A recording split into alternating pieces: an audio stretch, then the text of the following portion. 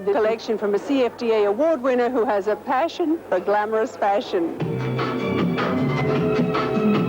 Hollywood in the 40s and 50s, that's the inspiration for the spring collection from Los Angeles designer Richard Tyler.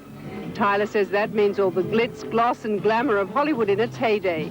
The bias-cut dress, the trench coat and the tuxedo all play important roles. Tyler tells me it's a feminine collection, but there's also a soft masculine edge. I was looking through some old photos of, you know, Lauren Bacall and Katharine Hepburn and Greta Garbo and Marlene Dietrich, and they're so beautiful. Growing up in Australia, that's what I used to love, looking at those movies, and it was just felt right, so I did it. It's very glamorous, it's very Hollywood, but it's a lot more pared down. I mean, it's not retro or anything like that. It's just taking that element of the shoulders and the glamour and the décolleté, the cut of the collar. The cut of the jackets, the square, very fitted jackets, very seam jackets. I thought it looked so beautiful. Very, very, very glamorous as bias-cut dresses. In what fabrics? Well, the show starts with the trench coat, which I think is very Hollywood glamour. I mean, you know, just you always see this beautiful belted trench coat, so that's how I'm starting the show. And with a pinstripe, very feminine two-piece suit underneath, but very feminine. So I'm taking the feminine masculine and making it very feminine, you know. So you have a group of sans suits? And then it goes into like very pale browns, but really pale. And then goes into pastels, and then a little bit of rock and roll thrown in there. Where are the hem lengths? The length I'm doing a lot is mid-calf. It's a 40s feel to it, and it just felt right with the silhouette elongated down. The dresses are very tight. There's a lot of seaming, so the tight through the hip, down, button up the front. Is the evening important? Yeah, because it's glamorous. There's a lot of beautiful bias-cut dresses. There are also reworked lace dresses that we wove ribbon through it and then cut out the back so it's sort of open. It's sort of hard to explain, but it gives a sort of a caged effect. Very, very sensuous. That's Richard Tyler with his spring collection. Still ahead, I'll introduce you to the award winner for accessories. He's Robert Lee Morris, and he built his reputation with high-style jewelry inspired by nature. See his classic shapes when we come back.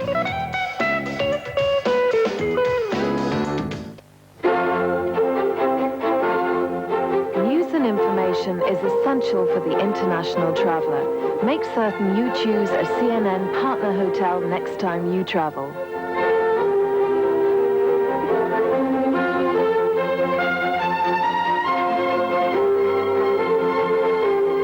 For more information about these and other CNN partner hotels, turn to page 300 on CNN Text where available. Look at these happy people. Notice that they all have something. Well, almost all. This young fellow doesn't seem to have anything. You see, he's a refugee, and everything he used to have has been destroyed or taken away at the point of a gun. He has nothing.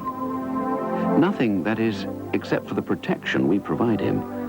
So please help us to help him and the other 20 million refugees under our care.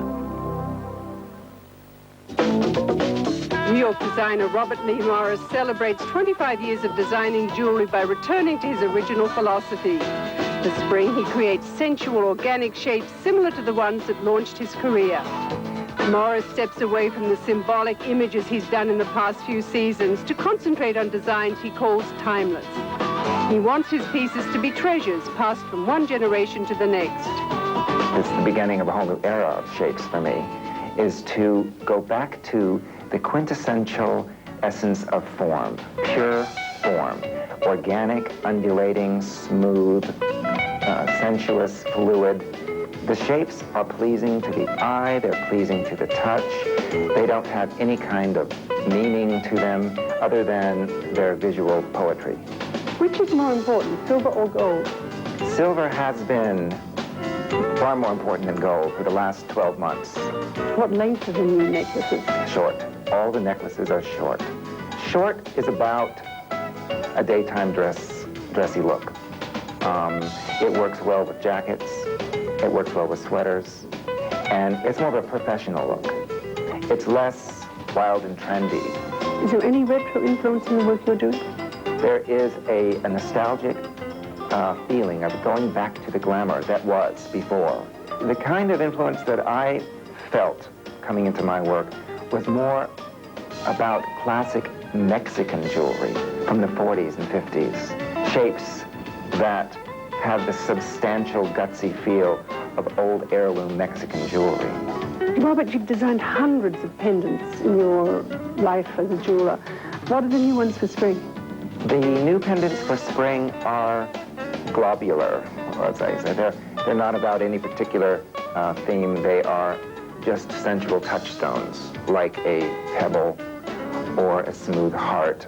I always add a new heart every season to the collection. Earrings. The earring is the most important part of any jewelry that a woman can wear, because it calls attention to her face, and it's all about a beauty image. And earrings are starting to get larger again.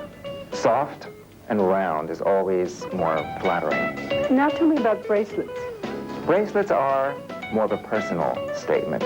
Soft and linked tends to be the most popular and the most easy to wear.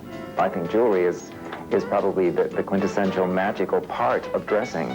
That's Rowley and Alfaro share the Perry Ellis Award for Women's Wear.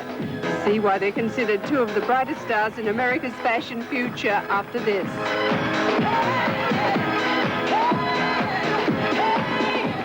Two young women's wear designers won the 1994 Perry Ellis Award for Emerging New Talent from the Council of Fashion Designers of America.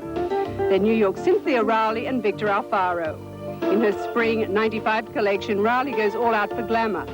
Alfaro, who does mostly evening clothes, takes a youthful approach. Rowley's glamorous shapes range from naughty to nice. She salutes Cuba in the 50s with casual beachwear, then she heads to Las Vegas for the glitzy glamour that's known to light the Nevada night. Everybody's talking about glamour, but this is my idea, and it is good girls and bad girls. And the good girls, I think, are what you would normally think, the kind of girl you'd bring home to mom, and the bad girls are the ones that they think they're glamorous, and I'll leave it up to you to see what you think. Because of the glamorous approach, evening's very important. Right. But I think that you can be glamorous for day, too, and a lot of the pieces are daytime pieces, but maybe in sequins or in a fabric that's satin that makes it very glamorous. Where's fashion going in the mid-1990s? I think the whole thing is about your own style and your own feeling and just all the moods and just everything. Anything goes. I mean, now everybody talks about retro, and I think for me, inspiration comes from everything, from all different eras. Victor Alfaro says his easy cocktail dresses are constantly evolving. For spring '95, it's with color and fabrics. Well, I've taken it a step farther and expanded the range of colors that I'm doing. I'm a little brighter pastels and always sort of balanced with neutrals. And a lot of lace, ribbon laces, printed laces, a lot of sheen. If it's not sateen, it's a twill that has a sheen. And of course, the length changes as a woman walks. Absolutely, absolutely. There's a lot of like Georgettes that are lined with sateen, so both fabrics work, and they're very sensual and romantic, but they're always covering the body. So, how should a woman dress to look young in the 1990s?